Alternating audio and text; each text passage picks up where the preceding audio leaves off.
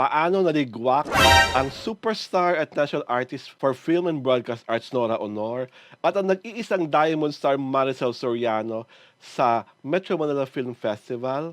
Wala po bang artistic excellence ang pelikula ni Nora at ni Maricel? Pareho si Nora at pareho si Maricel ay hindi kasama I will never respect MMFF. because of this. Oo.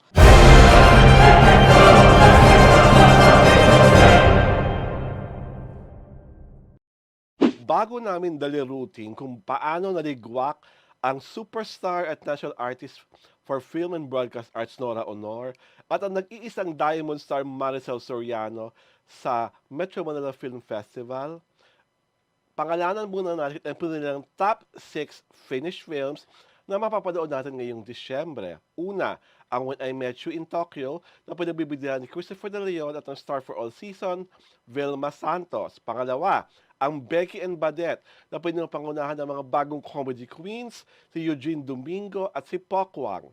Malyari, ang historical horror drama na pinangungunahan ni Piolo Pascual at ni Janela Sabaldor na ang director po ay kaibigan ko, si Derek Cabrido. Ang Firefly, ang pinangungunahan ni Alessandra De Rossi, Sherpa Picache at marami pang iba na ang direktor ay kaibigan ko rin si Direk Zig Dulay at ang baklang-baklang palabas, Broken Heart Strip na pinagbibidahan ni Christian Bables, Andoy Ranay at marami pang iba at syempre pa ang historical film, ang Gumburza, pinagbibidahan ni Enchong D, Dante Rivero, Piolo Pascual in a special role at si Cedric San Juan na ang nagdirect ay si Direk Pepe Jokno. O, diba? Ang bongga ng 6 films chosen. Pero ang kinaloloka ko sa lahat, paano po nangyari na ang pelikula ng National Artist for Film and Broadcast Arts, Nora Honor, ay naligwak? Jessie Ejercito, paki-explain. Kasi kayo po ang head ng selection committee. Ang pati rin po ang pelikula ng Diamond Star ni Maricel Soriano at si Roderick Paulate, naligwak rin. Again. Kuya Jessie Ejercito, paki-explain kasi kayo po ang selection committee. Sabi nyo nga, ang inyong pamantayan ay artistic excellence at commercial appeal. Wala po bang artistic excellence ang pelikula ni Nora at ni Maricel? At wala rin po buti yung commercial appeal? Sa line-up ha, magpapakatotoo na ako. Yung Gumbursa parang walang masyadong commercial appeal. Dahil parang ano naman pakialam na sa buhay ng mga paring yon, di ba? Not unless bibigyan ito ng bagong twist at flavor ni Director Pepe Jokno. At syempre pa, yung Malyari, di ba? Although love na love ko sa Derek Cabrido at si Papa P, parang totoo po ba talaga may serial killer ng mga panahon na yun? Kasi panahon lang Kastila nangyari yun eh. Diba? So parang, totoo po ba siya naliksik yan? May commercial appeal ba si Pokwang at saka si ano? Si Yung Eugene? si Eugene, ano? Di ba? May commercial appeal ba? Ano commercial appeal? Sobra ka Dalawang lao sila, no? Na komedyante, hello! Sobra ka Excuse me? Sobra ka naman makalaos. Huwag mo na rin problema si Pokwat at si Eugene Domingo. Kasi Gusto ko commercial malaman mo appeal na damdamin mo. Anong pakiramdam mo ng dalawa sa paborito mo? Pareho si Nora at pareho si Maricel ay hindi kasama I will never respect MMFF. because of this. Oo. That's a Why, blatant disregard for a film na sa palay ko ay hindi naman pangit. Okay. Di ba? Diyos ko, may nagsabi nga, papangalanan kita. Ha? Joel Amangan, pinagkakalat mo na ang pelikula ni pangit ni Vilma Santos. Oh. Di ba? Diyos ko, ano nga kayo, no? Magsitigil-tigil kayo, no? We saw yung teaser na kay Maricel. Napakaganda, di ba? Magandang storyline. Di ba? Yung kay Nora, of course, hindi naman gagawa ng pangit sa movie si Nora. Di ba? Si anong producer? Si Alfred Vargas. Oh, di ba? Premiado naman, di ba? Sino ba dyan na may commercial appeal? Sa Sino, top 6. sa top 6, sino may commercial appeal? Si Vilma Santos lang, tsaka si Christopher. At siguro sino to? Si Piolo Pascual. Ay, nakakapagtaka. 2 entry ni Piolo Pascual. May Malyari na siya, may Gumbursa pa siya. Yung kahit doon sa Gumbursa kasi parang special cameo role ata. Cameo role lang. Hindi siya major role doon. Sige, okay. Kaya, diba? Tawag dito. ang Firefly. Firefly. Si Alessandra. Nakachamba lang naman yan kasi sa pelikula nila ni Empoy eh. Yung kita-kita. Di ba? Meron ba siyang Metro Manila Film Fest na entry? Nag-hit. At una-una, nag-hit. meron ba siyang Metro Manila Film Fest entry? That I do not know. Ah. Kung meron man, parang hindi naman nag-hit. Kung meron Okay. man, kasi I Oo. do not know di ba? Mm-mm. May commercial appeal? Eh, Di ba? ano masabi mo sa pelikula ni Christian Bables? Si Christian, di ba na ano na yan? Yung Oo. sila ni Paulo Ballesteros. Yung Die Beautiful. Die Beautiful. Oo. Talagang, May commercial appeal. may commercial appeal naman. So, pasok to sa commercial appeal. Pero yung mga, Diyos ko, yung mga ano na yan. Yung mga iba. Alessandra De Rossi. Diyos ko, yung mga Pokwang, Diyos ko, si Pokwang, kailan ba naghuling pelikula? Plapay. Di ba? I forgot na. Si Eugene Domingo, matagal-tagal nang hindi nasundan. Kumaway na nga yung yung taga-Laos, kumaway na sa kanya.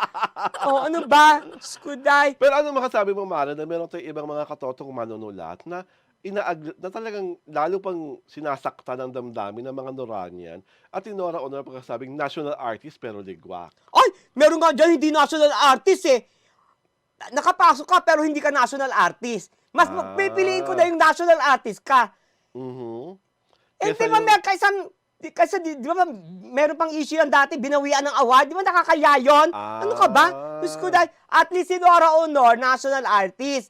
When she wins, no one questions. Hindi binabawian ng award. Di ba? May award sa yung idol nyo nga wala pang award sa international Meron ba? Wala naman, di ba? Si Nora meron. Di ba? At ang national artist, pinakamataas yan. At hindi nababayaran yan. Hindi nabibili yan. Dahil members of the academe, ang mga, mga ano dyan. So, sa tingin mo, Mara, with this line-up of 10 films, siya yung una mga... May 4. Marami bang manonood from December? Sa tingin mo? People will be intrigued and go to the cinemas? Kasi parang ngayon, trend, unti-unti, mga Filipino movies pinapanood na. Hindi. Walang manonood ngayong December? Meron, pero yung mga yung mga may pambayad. Kasi mahal Di ba? At saka, pansinin mo, wala namang pambata halos May pambata ba sa linya? Yung Kabaklaan, yung kay Christian Bables. Hindi. That's mga... Saka yung Firefly, pambata yun. Diyos ko, Kasi coming of age yun wala namang dun Kumbaga, mataas na yun Di ba? Baka hindi maabot ng masa, di ba? Sobra ka naman sa masa. Hindi, baka hindi maabot Firefly, una-una, tatanong yung masa, what's Firefly? My gosh, Diba? you do not know what the top is? Oo. Di ba? Do they know? No offense, man, pero Firefly, anong magiging... You think it will appeal to them? Ang really surprising is that Diba? yung mga sinasabing shoe-in na for this film, hindi nakapasok, shake, rattle, and roll. Di ba, nagpa-press con pa. Yeah, oo. Yung Joel Lamangan movie na about aging of prostitutes. Di ba? Yung kayong movie ni Lotlot. Oo, movie ni Lotlot. Nagpa-press con pa. Yung kay Donnie Pangilinan. Yung about gamers. Parang ibang naman Hindi, yan. Pinasok film ba? fest yun, Hindi nga. G something yun For gamers. Hindi, nahuminda pa yun. Donnie Pangilinan yun, na sikat. Tapos tungkol sa gamers, ang daming mga batang makaka-relate. So, hindi na nakapasok. So, sa akin lang, sana, hindi naman po kami humingi ng paliwanag sa selection committee kasi choice yun na yan Final na yan. Nangyari na ang mga dapat mangyari. Ang dasal na lang namin is that sana ma-promote ng maigi tapos marami talagang manood sa mga sinihan. Ang ko lang din, alam mo kung bakit ko kayo hindi masyadong feel? Kasi dalawa yung nyo Dalawa yung criteria for judging nyo.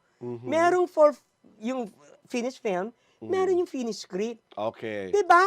Ano yun? Dapat talaga, diba? once and for all, scrap yun na po yung finished script selection. Nakakaloka. Kasi, how do you really judge a film based on the script? At least ito, yung 30 nagsumite, buo na yung pelikula. Ano yun? In-interpret yung script? At Diba? nagandahan kayo? My God!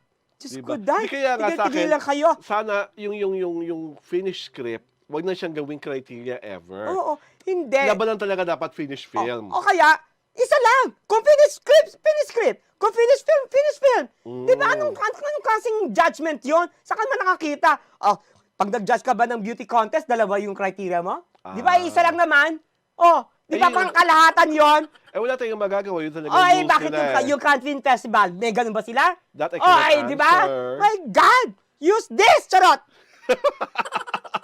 Kakainin ng ulo!